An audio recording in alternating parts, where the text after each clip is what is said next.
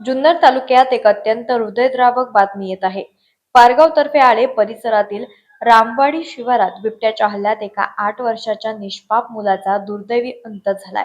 या घटनेमुळे संपूर्ण परिसरात भीतीचं आणि संतापाचं वातावरण निर्माण झालंय. जुन्नर तालुक्यातील पारगाव येथील रामवाडी शिवारात ही हृदयद्रावक घटना आज दुपारी 12:30 वाजण्याच्या सुमारास घडली. रोहित बाबू कापरे वय वर्ष 8 असं मृत मुलाचं नाव आहे.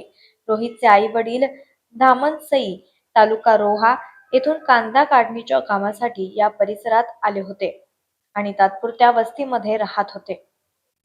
रोहित खेळत असताना दबा धरून बसलेल्या बिबट्यानं अचानक त्याच्यावर हल्ला चढवला.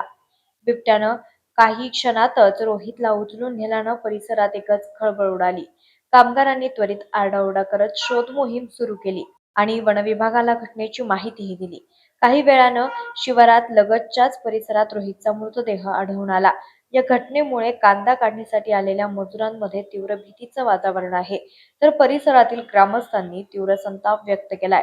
वारंवार बिबट्याचं दर्शन होत असतानाही वनविभागाकडून ठोस उपाययोजना होत नसल्याचा आरोप नागरिकांनी केलाय.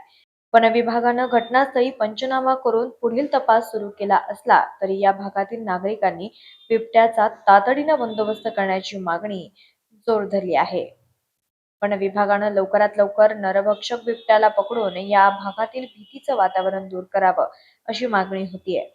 रोहित कापरे याच्या कुटुंबियांना न्याय मिळावा आणि यापुढे असे हल्ले होऊ नयेत यासाठी शासनानं कठोर पावले उचलणं गरजेचं आहे.